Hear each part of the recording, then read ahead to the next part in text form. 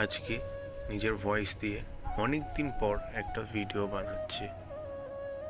আজ অনেক দিন হয়ে গেছে যে নিজের ভয়েস দিয়ে একটা ভিডিও বানাইনি। সত্যি কথা বলতে সময়ের সাথে সাথে মানুষের এরকম কিছু ঘটনা ঘটে যে মানুষ চাইলেও কখনো কাউকে বলতে পারে না। তোমরা হয়তো খেয়াল করেছো আমার চ্যানেলের নামটা সেটাও পাল্টে গেছে, আর এই যে এই বাইকটাও পাল্টে গেছে, আর হয়তো আমার গলার ভয়েসটাও পাল্টে গেছে।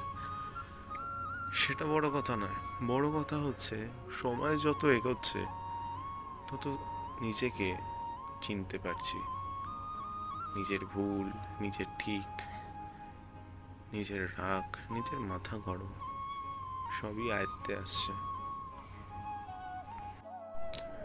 জীবনের বয়সে এমন একটা পর্যায়ে এসে অনেক কিছু আর ভালো লাগে না।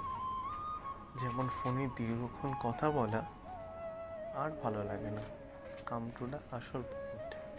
সারা বছর ফোনটা সাইলেন্ট থাকে, নয়তো ভাইব্রেট।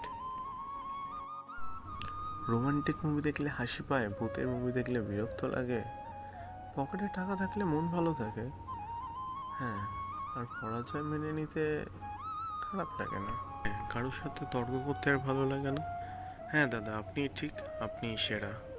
এই আজ আছি কাল নেই, এই মুডটা অলওয়েজ অ্যাক্টিভ। 3 দিন যদি ছুটি পাই, দীঘা, পুরী, দার্জিলিংয়ের থেকে ঘরে মরার মতন ঘুমাতে ভালোবাসি। অল্প বয়সে চুলদাড়ি পেকে যাচ্ছে, হ্যাঁ এটাই থাক, কালার করতে আর ভালো লাগে না। ক্ষমা করার একটা প্রবণতা বাড়ছে। স্কুলের বন্ধুদের মুখগুলো মনে আছে, নামগুলো আস্তে আস্তে ভুলে যাচ্ছি। স্কুল কলেজে যেই মেয়েগুলোকে খুব সুন্দরী মনে হতো, এখন বুঝতে পারি সেই সময় হয়তো চোখের সমস্যা ছিল। নাচ গান পার্টি আর ভাল লাগে না।